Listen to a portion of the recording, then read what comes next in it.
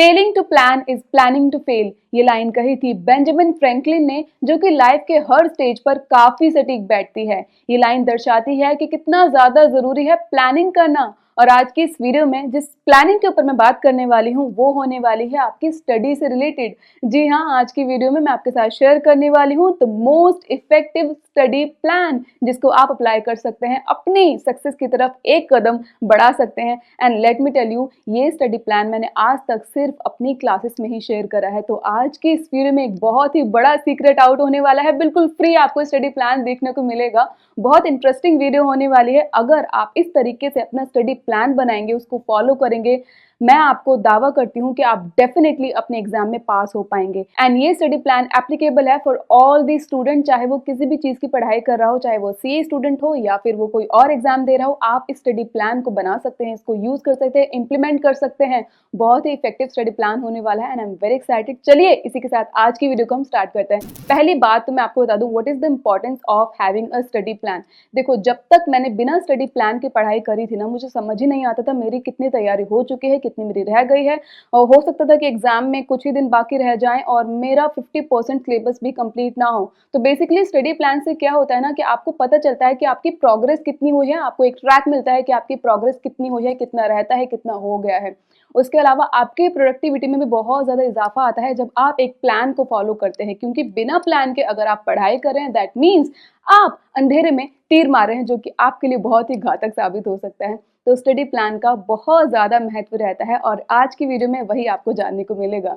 ना हम बात करते हैं कि किस तरीके से आप अपना स्टडी प्लान ड्राफ्ट कर सकते हैं। तो मैं आपको ड्राफ्ट करना सिखाऊंगी स्टडी प्लान, एंड उसके अंदर आप अपनी चीज़ें फिल कर पाएंगे। ठीक है, तो देखिए, इसके लिए आपको दो चीज़ें जानना ज़रूरी है। पहला कि आपको कितने सब्जेक्ट्स कवर करने हैं, ठीक है, एंड दूसरा कि आपको आपके एग्जाम में कितने दिन बचे हैं। पहला कि आपको कितने सब्जेक्ट कवर करने हैं, दूसरा कितने दिन बचे हैं आपके एग्जाम्स में। ये दोनों चीज़ें आपके पास होनी चाहिए। ओके, तो मैं यहाँ पर एग्जाम्पल लेकर चलती हूँ कि मुझे 4 सब्जेक्ट्स जो है वो कवर करने हैं 100 दिन में। ठीक है, अगर मुझे 4 सब्जेक्ट कवर करने हैं 100 दिन में, दैट मीन्स मेरे पास पर सब्जेक्ट कितने दिन बचे हैं, 100 divided by 4, that means 25 days पर सब्जेक्ट मेरे पास हैं। ओके, एक सब्जेक्ट को कवर करने के लिए मेरे पास 25 डेज हैं। नाउ मैं उसको कैसे यूटिलाइज करूंगी। अब एक कैच यहाँ पर ये भी है कि देखो, कुछ सब्जेक्ट्स ऐसे होंगे जो आपको इजी लगते होंगे, तो इस केस में आप उन 25 डेज में से कुछ दिन माइनस कर सकते हैं और वो दिन ऐड कर सकते हैं उन सब्जेक्ट्स में जो आपको डिफिकल्ट लगते हैं। फॉर एग्जाम्पल, मैं बोलती हूँ कि मेरे को ना मैथ्स जो है ना डिफिकल्ट लगता है, लेकिन वहीं अगर मैं इको की बात करूँ, मुझे इको अच्छे से आती है, तो मैं कर सकती हूँ कम दिनों में भी। तो मैं मैथ्स में 3 डेज फॉर एग्जाम्पल ऐड कर दूंगी, यहाँ पर हो जाएंगे मैथ्स में 28 डेज। वहीं मैं इको में मैं 3 डेज माइनस कर दूंगी, तो मेरे इको के लिए हो जाएंगे 22 डेज। तो बेसिकली ऐसा आपको करना है, पर सब्जेक्ट वाइज आपको डेज निकालने हैं कि आपके पास कितने दिन है एक सब्जेक्ट को कवर करने के लिए। ठीक है, अब इन जो 25 डेज आपके पास आए हैं ना, आपको इसको रिविजन्स में बाइफरकेट करना है। तो रिविजन्स को बाइफरकेट करने के लिए आप एक रेशो नोट कर लीजिए, 4:2:1। 4 is for the first revision, जिसमें आपको सबसे ज्यादा टाइम लगने वाला है। 2 is for the second revision, जिसमें आपको फर्स्ट रिविजन से कम टाइम लगेगा। वहीं 1 इज द लास्ट रिविजन, जो आप सबसे कम टाइम में कर पाएंगे। तो इस रेशो में आपको अपने नंबर ऑफ डेज पर सब्जेक्ट को डिवाइड करना है। नाउ इसमें आपके 1 day before exam revision cover नहीं होती, वो डिफरेंट है। ओके, ये मैं अलग जो आप एग्जाम से पहले जो रिवीजन करेंगे उसकी बात कर रही हूँ। तो बेसिकली आपके पास है 25 डेज एंड उसको आपने बाइफरकेट करना है इन 4:2:1 के रेशो में। तो जब आप इसको बाइफरकेट करेंगे ना, तो फर्स्ट रिवीजन में आपके निकल कर आएंगे अप्रॉक्सीमेटली 14 डेज। वहीं सेकेंड रिवीजन में आपका निकल कर आएंगे अप्रॉक्सीमेटली 7 डेज एंड वहीं थर्ड रिवीजन में आपके पास निकल कर आएंगे 3.5 डेज। एंड आप जब इसको टोटल करेंगे आपके पास होंगे 24.5 डेज, मतलब आधा दिन फिर भी आपके पास बच गया, which is a bonus for you. तो इस तरह से आप अपने डेज को बाइफरकेट कर सकते हैं इनटू नंबर ऑफ रिविजन्स में। तो इसका मतलब क्या है, बेसिकली आपको 14 डेज में एक सब्जेक्ट की एक रिवीजन करनी है, फर्स्ट रिवीजन। वहीं आपको बाकी के नेक्स्ट 7 डेज में आपको उस सब्जेक्ट की सेकेंड रिवीजन करनी है एंड नेक्स्ट 3.5 डेज में आपको उस सब्जेक्ट की क्या करनी है, लास्ट रिवीजन। ओके, लेकिन मैं यहाँ पर ये नहीं बोल रही हूँ कि आपको पूरे दिन एक ही सब्जेक्ट लेकर बैठना है, नहीं। आप एक दिन में 2 सब्जेक्ट कवर कर सकते हैं। नाउ इस पर मैं एक सेपरेट वीडियो बनाऊंगी कि कैसे आप अपने रिविजन्स को बहुत ज़्यादा इफेक्टिव बना सकते हैं। बहुत सारी चीज़ें मैं आपको बताऊंगी, वो आपको डिफरेंट वीडियो में देखने को मिलेगी। बट आप यहाँ पर ये मान लीजिए कि इस तरीके से आपको ये रिविजन्स करनी है और आपको एक दिन में एक सब्जेक्ट की नहीं, कम से कम 2 सब्जेक्ट की रिविजन तो ज़रूर करनी है। ठीक है, तो अगर इस तरीके से आप करेंगे तो जहाँ पर आपको 14 डेज देना है ना एक सब्जेक्ट का, वो आपके 28 डेज हो जाएंगे हाफ हाफ डेज करके। ठीक है, 28 डेज में आपको हाफ डे एक सब्जेक्ट करना है, हाफ डे दूसरा सब्जेक्ट करना है। ठीक है, इतना आई थिंक आपको यहाँ पर समझ आ गया होगा। अब मैं आपको बताने वाली हूँ कि आपको फर्स्ट रिवीजन में, सेकंड रिवीजन में एंड थर्ड रिवीजन में करना क्या है, क्योंकि वही तो हम जानना चाहते हैं। तो फर्स्ट रिवीजन में आपको कंसेप्ट क्लैरिटी पर काम करना है। ओके, क्योंकि फर्स्ट रिवीजन में आपके पास सबसे ज़्यादा टाइम होता है कि आप कंसेप्ट को अच्छे से समझें, जिससे आपके आने वाले रिवीजन में बहुत ज़्यादा आसानी हो जाती है। वहीं फर्स्ट रिवीजन में ही आपको समरी नोट्स बना लेने हैं, जो कि आप आगे जाकर रिवीजन में काम में लाएंगे। उसके अलावा फर्स्ट रिवीजन में आपको आईसीए के एग्जाम्पल्स को सॉल्व करना है ना। अगर आप सी की तैयारी कर रहे हैं तो आप आईसीए के एग्जाम्पल लेते हैं, आप किसी और चीज़ की तैयारी कर रहे हैं तो आप उस चीज़ का एग्जाम्पल ले सकते हैं। बेसिकली स्टडी मैट में जो भी क्वेश्चन है उसको आपने हाथ से प्रैक्टिस करना है अपनी फर्स्ट रिवीजन में ही। उसके साथ साथ आपको क्वेश्चंस को भी कैटेगराइज कर लेना है फर्स्ट रिवीजन के टाइम पर ही, जो कि आप आगे जाकर यूज करने वाले हैं ना। इसका मतलब क्या है, बेसिकली आपको क्वेश्चंस देखने हैं, उसमें से आपको चेक करना है कौन से बहुत ही ज्यादा इंपॉर्टेंट क्वेश्चंस हैं जिनको मुझे आगे वाले रिवीजन में हाथ से ट्राई करना है, और अगर हाथ से नहीं करना है एटलीस्ट मुझे देखकर तो जाना ही है एग्जाम से पहले। तो उनको आप कैटेगराइज कर लेंगे अपनी फर्स्ट रिवीजन में, तो यहाँ पर बहुत काम हो चुका होगा। तो सेकंड रिवीजन में आपकी बहुत ज़्यादा आसानी हो जाएगी। तो जब आप सेकंड रिवीजन की तरफ जाएंगे तब आपको करने हैं आरटीपीज, मॉक टेस्ट पेपर्स, उसके साथ साथ पास्ट ईयर के पेपर्स भी। गाइस, पास्ट ईयर के पेपर्स को देखना बहुत ज़्यादा ज़रूरी हो जाता है, क्योंकि हमें पता चलता है कि कैसे क्वेश्चंस एग्जाम में आते हैं, किस तरह से हमें आंसर करने होते हैं। तो पास्ट ईयर के पेपर्स बहुत ज़्यादा इंपॉर्टेंट रोल प्ले करते हैं, तो उसको देखकर जरूर जाइएगा। नाउ यहाँ पर मैंने एक टर्म यूज करी, mock test papers. Now mock test papers का मतलब क्या होता है, बेसिकली क्या होता है ना कि रियल पेपर्स नहीं होते, बट काइंड ऑफ आपके जो रियल पेपर्स होते हैं ना उसी के ऊपर बेस्ड होते हैं मॉक टेस्ट पेपर्स। तो आपको खुद से अटेम्प्ट करने होते हैं, जिससे आपको पता चलता है कि आप की जो तैयारी है वो कितनी है। ठीक है, आप इतने 3 घंटों में या फिर 2 घंटों में अपना एग्जाम दे पा रहे हैं या नहीं दे पा रहे हैं, या फिर आपकी स्पीड कितनी बन रही है, या फिर आप क्वेश्चंस को अटेम्प्ट कर पा रहे हैं या नहीं। बेसिकली वहां पर मॉक टेस्ट देने के टाइम पर ना आपको आपकी तैयारी का पूरा पता चल जाता है कि आप कितने पानी में हैं।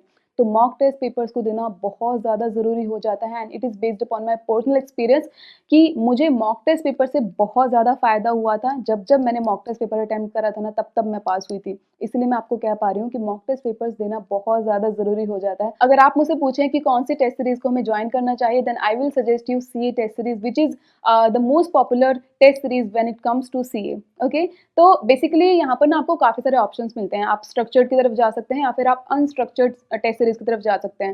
लाइक स्ट्रक्चर्ड में क्या होता है ना, शेड्यूल्ड होता है वो, तो वहाँ पर डेज वाइज शेड्यूलिंग होगी कि आपको इस दिन पर ये टेस्ट देना है, इस दिन पर ये टेस्ट देना है। वहीं जो अनशेड्यूल या फिर अनस्ट्रक्चर्ड होता है ना, वहाँ पर आप खुद को खुद की तैयारी के बेसिस पर एग्जाम दे सकते हैं, फिर टेस्ट दे सकते हैं, वो आप खुद से शेड्यूल कर सकते हैं। तो वहाँ पर आपको वो फायदा हो जाता है। उसके साथ साथ यहाँ पर चैप्टर वाइज भी टेस्ट होते हैं, या फिर आपको फुल सिलेबस टेस्ट देना तो वो भी होता है। And I will suggest you कि आप चैप्टर वाइज की तरफ जा सकते हैं, वो आपको बहुत बेनिफिट देगा इनिशियल स्टेज पर, क्योंकि आपको जैसे ही कोई अपने चैप्टर खत्म करा उसके बाद आप टेस्ट दे देंगे तो वो आपके दिमाग में ना बैठ जाएगा वो जो चैप्टर है वो। उसके बाद जब आपका पूरा सिलेबस कंप्लीट हो जाए देन आप फुल सिलेबस टेस्ट की तरफ जा सकते हैं। तो ये बहुत बड़ा फ़ायदा रहता है यहाँ पर टेस्ट सीरीज अटेम्प्ट करने का। उसके साथ साथ पता है टेस्ट सीरीज से ये भी होता है कि इन केस आप ना बहुत ज़्यादा प्रोक्रेस्टिनेट कर रहे हैं कि मैं आज पढ़ाई करूँगा, या फिर मैं कल पढ़ाई करूँगा, या फिर शाम को पढ़ाई करूँगा, मतलब वो चीज़ आपकी ख़त्म हो जाएगी अगर आपको पता होगा कि मुझे इस दिन टेस्ट देना है। तो आप ना जल्दी जल्दी पढ़ाई करेंगे कि जल्दी से पढ़ाई खत्म कर लूँ, उसके बाद में टेस्ट दे दूँ। तो ये बहुत बड़ा फ़ायदा रहता है यहाँ पे टेस्ट सीरीज़ का। ये जो भी क्वेश्चन ये बनाते हैं ना, सारे आईसीआई पैटर्न पर बेस्ड होते हैं, which is like very good, क्योंकि आईसीआई ही आपके एग्जाम सेट करने वाला है।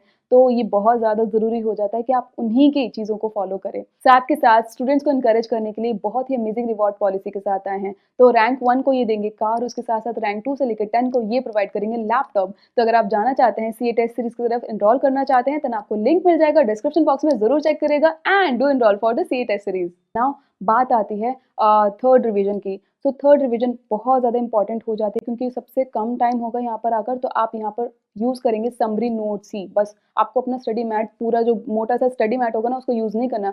आपको यहाँ पर रिविजन करनी है सिर्फ from the summary notes, okay. उसके अलावा जो मोस्ट इंपॉर्टेंट क्वेश्चंस होंगे ना, जो आपने कैटेगराइज करोगे अपने फर्स्ट रिवीजन के टाइम पर, वो आप यहाँ पर आकर यूज़ करेंगे, उनको देख कर जाएंगे। अगर बहुत ज़्यादा कोई इंपॉर्टेंट है तो आप उसको बाय हैंड भी कर सकते हैं। फॉर एग्जाम्पल कोई ऐसा क्वेश्चन आपको दिखा था फर्स्ट रिवीजन के टाइम पर, जो आपको लगा था कि ये हो सकता है एग्जाम में ऐसा कुछ क्वेश्चन आ जाए, या फिर आपके टीचर ने उसको बहुत ज़्यादा इंपॉर्टेंट मार्क करवाया था, तो आप उसको हाथ से प्रैक्टिस करके जाइए, ओके, ताकि आपको ना स्टेप्स याद रहें, क्योंकि आप जब हाथ से करते हैं ना तो आपको स्टेप्स याद हो जाते हैं। सो इसलिए मैं आपको बोल रही हूँ। उसके अलावा आपका जो फर्स्ट एग्जाम होने वाला है ना, जिस भी सब्जेक्ट का होगा, तो उसकी जो थर्ड रीडिंग होगी ना, सबसे लास्ट में होगी।